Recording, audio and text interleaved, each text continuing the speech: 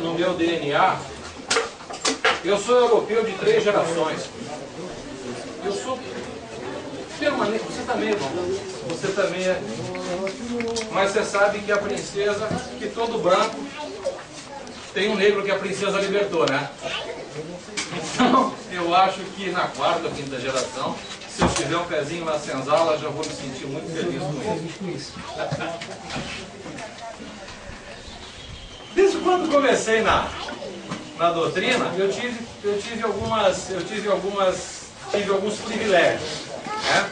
O primeiro privilégio foi de ter um primeiro babalaô que me ensinou os primeiros passos da doutrina, me ensinou algumas coisas do que era ser um filho de santo, do que era ser efetivamente um umbandista.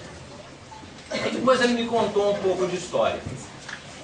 Da história, o Brasil, a partir dos primeiros 60 anos, os portugueses não foram capazes de dar desenvolvimento a esta terra. Os portugueses, os espanhóis, os holandeses não foram capazes de dar desenvolvimento a essa terra se não fosse pelos nossos irmãos negros vindos da África, de 3 nações específicas, do qual nós somos descendentes, de alguma maneira.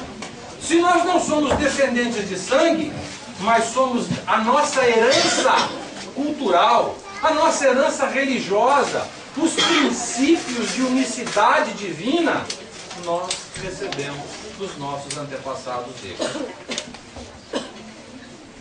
E depois, a partir de 1908, com a doutrina vinda da Europa, no final do século XIX, com a doutrina espírita vinda da Europa, chegou um momento que toda essa pleiade de espíritos desencarnados, quer seja índios, caboclos, boiadeiros, escravos, negros de toda ordem, pessoas que faziam parte da minoria e que não eram pessoas que privavam do convívio íntimo da corte, estavam na erraticidade e não tinham um espaço destinado para as suas manifestações religiosas.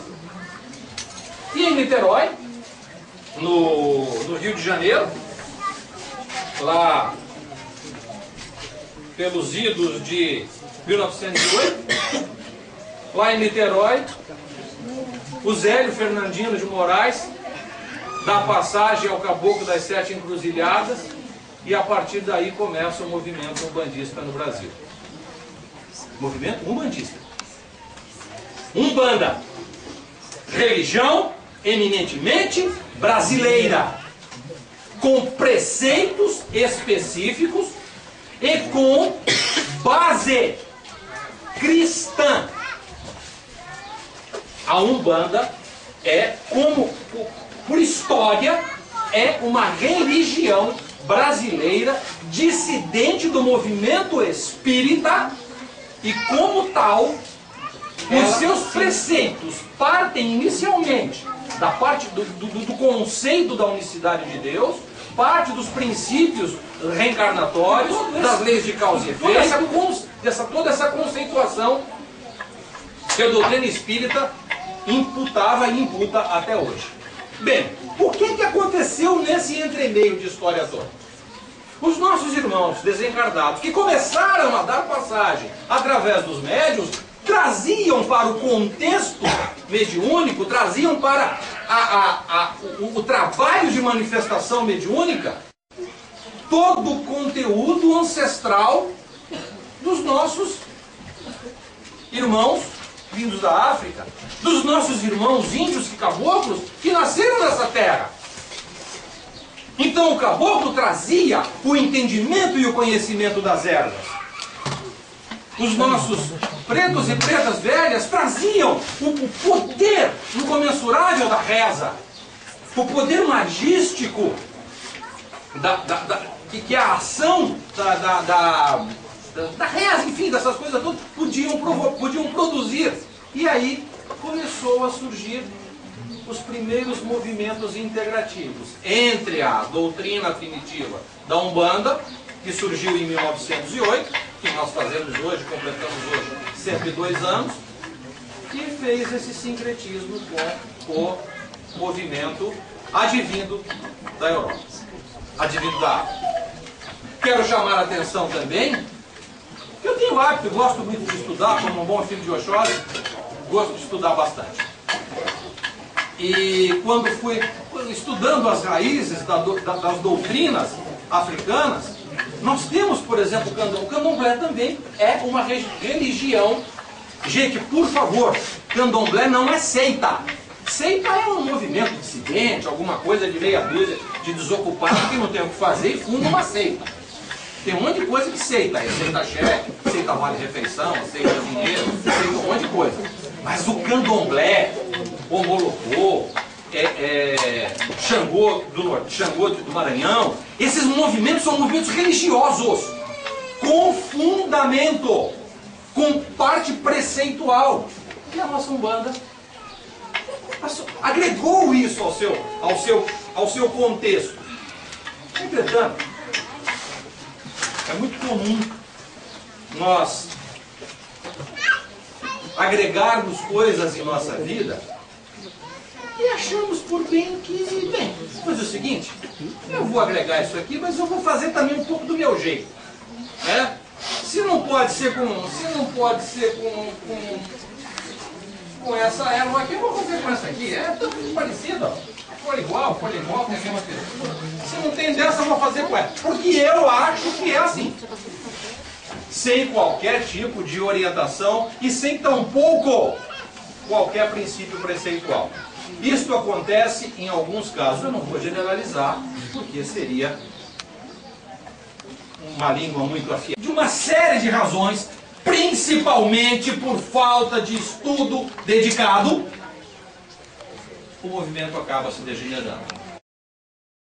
Principalmente por falta de uma liderança, o movimento acaba se degenerando. E principalmente porque nós ainda praticamos Umbanda dentro das casas. Nós ainda praticamos Umbanda dentro dos ilês. Nós ainda praticamos candomblé dentro de uma casa de santo. Nós precisamos praticar Umbanda, nós precisamos praticar o candomblé, nós precisamos ser filhos de almas de Angola, da porteira para fora. Nós precisamos ostentar a nossa roupa branca de terno preto. Nós precisamos ostentar a nossa roupa branca de biquíni na praia. Nós precisamos ostentar a nossa roupa branca em qualquer lugar onde estejamos. Eu sou um bandista. Eu sou um bandista, sim. Mas você é um bandista, não é aquele negócio que mexe com o capeta? Não, quem mexe com o capeta é outra coisa. Nós não temos esse viés. A Umbanda é paz e amor, como diz o seu hino. Nós temos preceitos.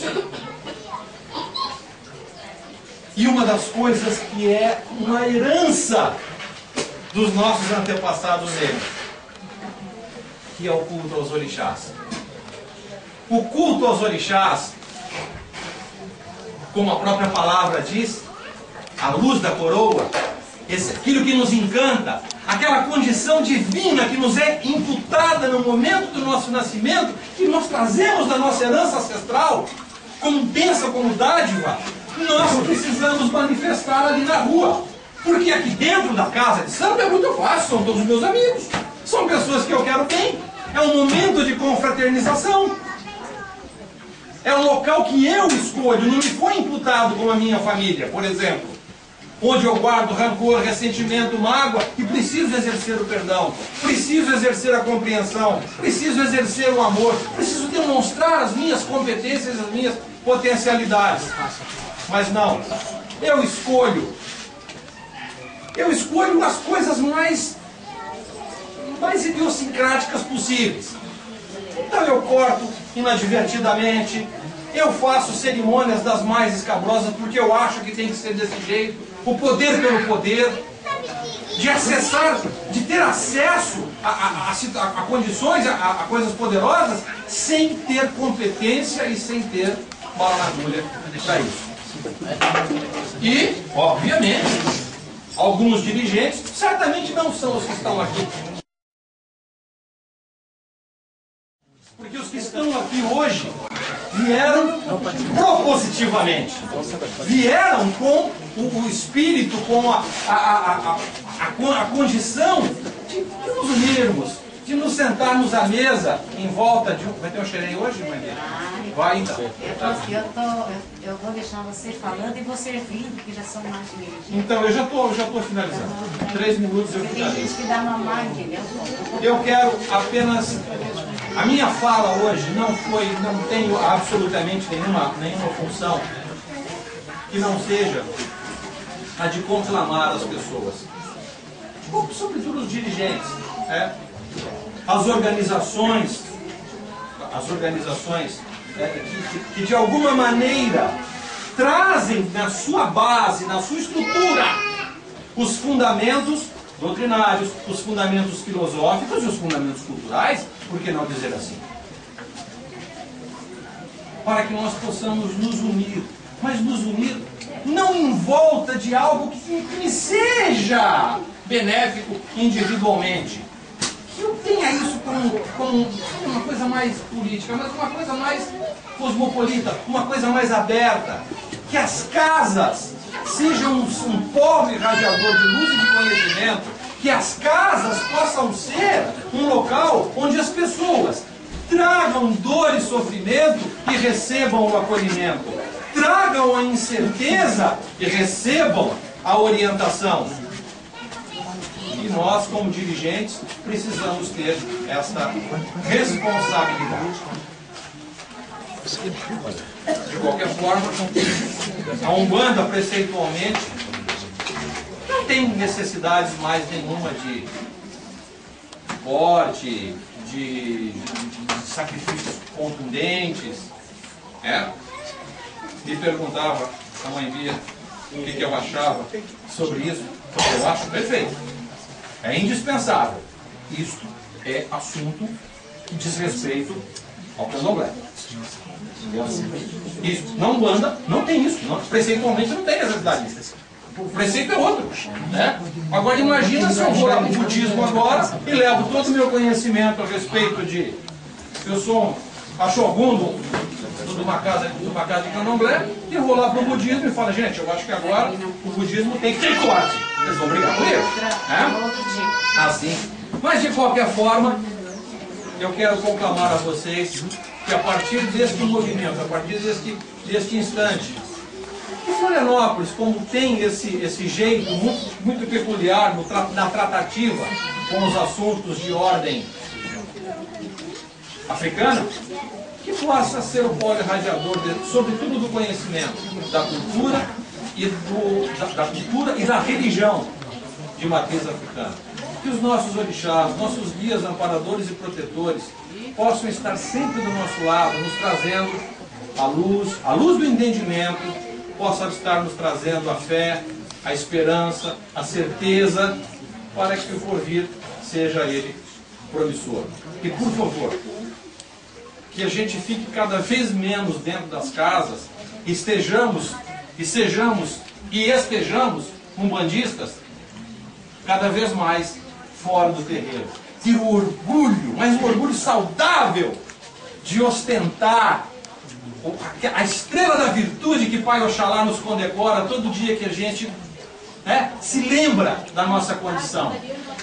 Que um filho de Xangô seja justo, que um filho de Ogum consiga empunhar a espada e cingir o peito com misericórdia, que um filho de Oxóssi seja responsável por transmitir o conhecimento e a fartura a todas as pessoas, que o filho de Iemanjá seja extremamente amoroso, que o filho de Oxum resplandeça de beleza de Nhofi e o Baluaê seja o polo de transformação, enfim, e que Oxalá nos traga a fé e a esperança.